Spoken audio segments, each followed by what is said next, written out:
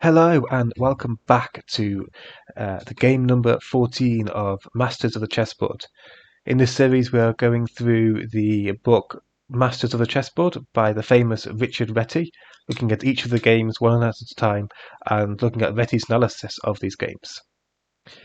We're continuing with the games of Wilhelm Steinitz, who has got the black pieces, and his opponent is the famous Louis Paulsen with the white pieces.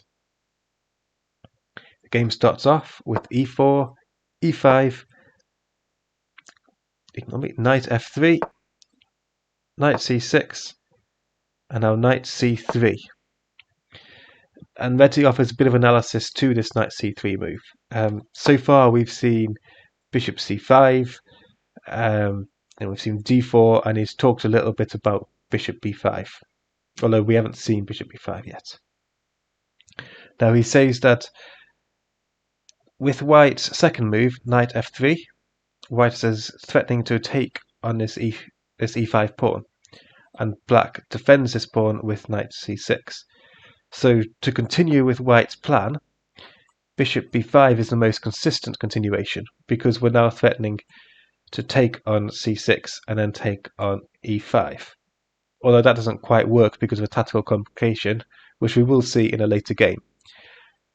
But bishop b5 is continuing with white's initial plan of threatening this e5 pawn. Whereas bishop c5 doesn't really continue with his initial plan. And knight c3, which is what we saw in the game, is quite similar to bishop c5 in that it doesn't really continue with white's plan of trying to attack this e5 pawn. So Reti is quite critical of it because it doesn't continue with white's plan. Reti does comment that as a general rule, black will normally play knight f6 now, which would transpose into the four knights game. However, if black chooses a different move, then the opening will be called the three knights opening. And that's what black does. He chooses a different move and plays g6. And Reti comments that Steinitz very frequently fianchettoed his bishops, especially his king bishop. He said that we don't really see this that often in the Morphy games, because Morphy preferred to have very open positions, whereas Steinitz preferred a lot of closed positions and focused a lot more on trying to maneuver his pieces to where they can be most effective for the longest period of time. Paulsen responds with bishop to c4. Steinitz does comment that d4 is the better, more conventional move. However, this would lead to the game opening up, because after d4, e takes d4. After this bishop comes to g7, it will be quite a bit more active. So Reti suspects that Paulsen wanted to avoid this stark square bishop being a lot more active and a lot more effective.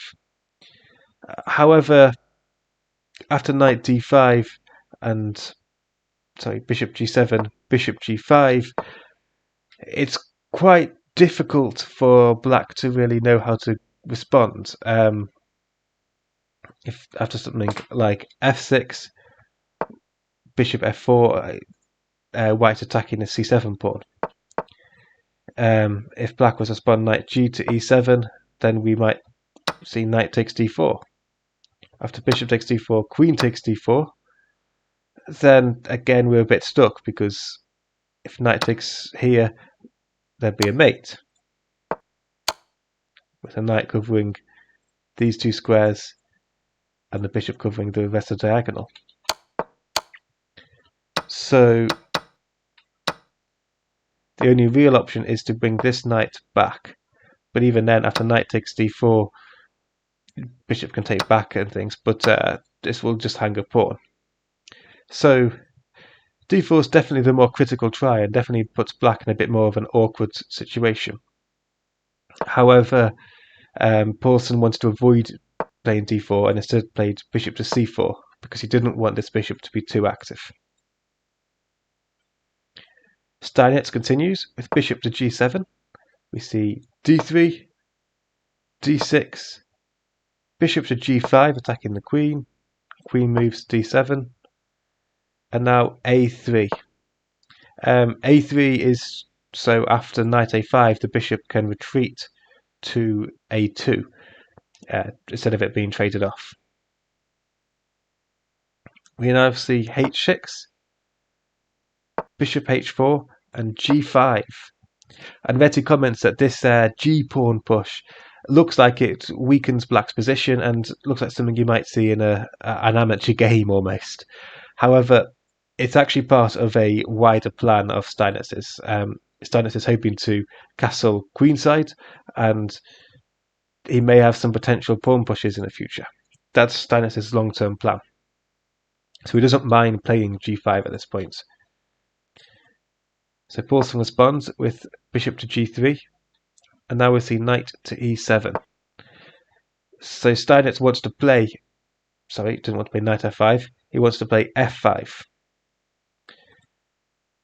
Now after f5, if we give white a passed move, after f5, white has to take, because if they don't, if they just castle, the bishop will be trapped. Or if they play something like h3, after f4, bishop h2, this bishop's just out of the game. So white almost certainly has to capture here. Of course, Paulsen didn't just give Steinitz a free move. He played h4 instead. He saw the threat of f5, so he went for a counter-attack. And Steinitz responded with g4. We see knight to d2, and then h5. So the reason he played h5 is because he didn't want white to have the opportunity to play h5 themselves, because then they can play bishop to h4 and this bishop suddenly comes to life. Whereas now, after h5, this bishop's just a bit rubbish. It's only diagonal is here. It's going to be quite difficult to maneuver it, so it becomes more active. Now white responds with knight to d5. We see knight takes d5, bishop takes d5, knight to e7, bishop to b3, and now we've got all these pieces lining up to f5, and so that's naturally what we see, f5. And Steinitz has achieved the pawn break he's playing for. Now white is forced to take this, because again, if f4 comes, this bishop will just be completely irrelevant. So white takes, and then we see knight takes f5. And now we sort of see the reason why Steinitz wanted to play f5, not only to limit this bishop, but where's white's central control? Black has a pawn on e4 on e5 controlling the center. White has nothing like that. So black is dominating the center here, and that's why Steinitz probably wanted to play f5 to gain full control over the center. Now with knight takes f5, Steinitz is threatening to take this bishop and double the pawns. And Paulsen responds with knight f1. Now this is a bit of a mistake, but Paulsen was a bit worried about these pawns being doubled, because if he played something like knight to c4, after knight takes, f takes, then we'll see that black has a queenside majority, 5 versus 4, versus white's kingside majority of 3 versus 2. Now in an endgame, how are these pawns ever going to really advance? That they're not. This isn't really a majority, because these pawns are stuck. Whereas these pawns in an endgame could advance, and if you trade one pawn for another, one pawn for another, one pawn for another, and one pawn for another, you'll be left with a single passed pawn. It may not be this pawn, it may be a different pawn, but you'll be left with a single passed pawn. So this queenside majority can be quite a good advantage for black in the endgame. So Paulsen wanted to avoid this situation, so he played knight to f1. But that's a bit passive, really. And we see how Steinitz now plays c6, intending to take full control of the center. Now he doesn't play, he's going to delay playing d5 a little bit. He wants to, first of all, castle and finish development. because if he was to play d5 next move, then white may be able to get some counterplay on his on black's centre, and black may struggle to finish development whilst warding off all of white's threats. So we see c3, queen to c7. This queen is moving out of the way of the bishop, and it's also intending to go to b6, where it will be quite a bit more effective. Because on d7 it's not really doing much. We see queen to e2, queen to b6, attacking the bishop, especially now the queen's moved. Bishop a2, and bishop to d7, castles, castles. And now white plays f3, and we see knight takes g3, knight takes g3, and d5. And here Reti offers a bit more analysis. He says that black has now completed his centre. Black has full central control with these pawns. So, similar to previous games, because black has the central control, black's focus should now be on the wings. So Steinitz needs to try and focus his attack on one of these two wings, because he has the centre, so you can do that. Reti comments that white's queen side is not a bastion of strength, but it's so equally not massively weak. Whereas white's king side, there's a few weaknesses here. You've got this tension here, this potential backwards pawn, this knight's undefended, this pawn may be a potential weakness. So there's a few weaknesses here. So that's where that's where Steinitz is going to play. Steinitz is going to try and target these weaknesses on the king side. Even though the white king is on the queen side, the weaknesses are on the king side. So that's where Steinitz is going to play. Whilst white's pieces, white can't really focus all of his pieces on one wing. This knight is going to take some time to get to the queen side, and this bishop is going to take some time to get to the king side. However, all of white's pieces are able to attack the centre. So this is white's natural game plan. White wants to attack the centre, whilst black wants to attack on the wings. So we see how white intends to do this. He plays king b1, so he's making sure the king is safe, with intention of potentially pushing c4 to break in the centre. It's worth noting f takes g4, bishop takes g4 would skewer the queen and rook. Okay, he's playing king b1, and our bishop f8, manoeuvring the bishop to d6 in order to get some pressure. That's a weird diagonal. In order to get some pressure along the king side. We see king a1, bishop to d6, knight f1, rook d to f8. We see knight to d2, rook h6 intending to double up, and then c4 going for the counter-attack on the in the centre.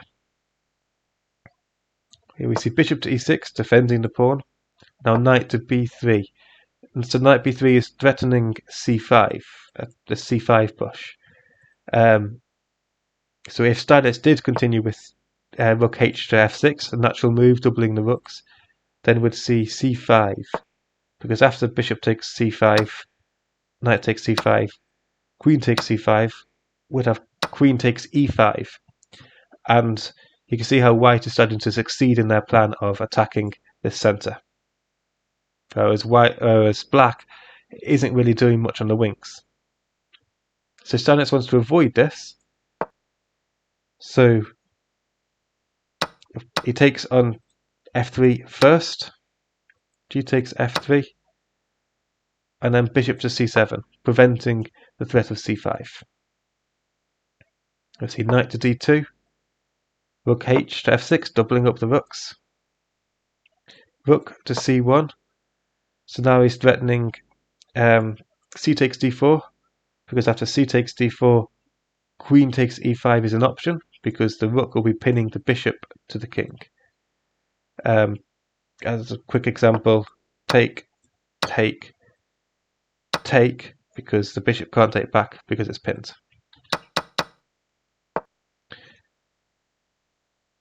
So Steinitz, what's he do? Sorry, it's not Steinitz. Steinitz plays King B8. I missed that move. King B8, moving out to the way of the pin. We see C takes D5, C takes D5, and then Rook H to G1, Bishop to D6, and then we see Rook to G5, starting to try and get some counter-attack, starting to try to get some counter-attacks, and attacking this weak pawn here. We see Bishop to F7, defending a pawn, Knight to B1, and this is a final attempt to attack Black's centre. White intends to play Knight C3 to try and get at White to try and get at Black's centre. Can't seem to talk today. Queen to D4, Knight to C3. We have A6, and now Rook to G7. So White here is threatening to sacrifice the Rook for the Bishop, because then Bishop takes D4 could potentially be played. We see Bishop to E6, preventing that. And here, a bit anticlimactic, but White lost the game due to the time limit. So White lost on time. However, Reti comments here that the game wasn't really playable at this point, as Black threatens Rook takes F3, and the pawn can't really be that easily defended. If we have something like Rook F1 to try and defend the pawn, this could potentially lose a bit more, because if this loses the pawn to Bishop takes A3, B takes A3, Queen takes, and then after something like a brief Queen trade like this, we could see E4, D takes E4, D takes E4, and this pawn is pinned. So Steinitz is up a pawn. His rooks are quite a bit more active, and this pawn is probably going to fall as well. So, I mean, the computer evaluates this as winning for Black as minus 2.6 is chess.com's computer evaluation of this position. So there we have it. That's game number 14. Bit anticlimactic, but still, it's quite a useful game regardless. We see how Steinitz continues to focus on getting control of the centre and then focuses on attacking on the wings, especially trying to find the weaknesses in the wings and then focusing on them. It's typical Steinitz. So with that, I hope you enjoyed the game. We've still got quite a few more Steinitz games to look at. So if you enjoyed it, please like, comment or subscribe, and I hope to see you next time. Thank you for watching.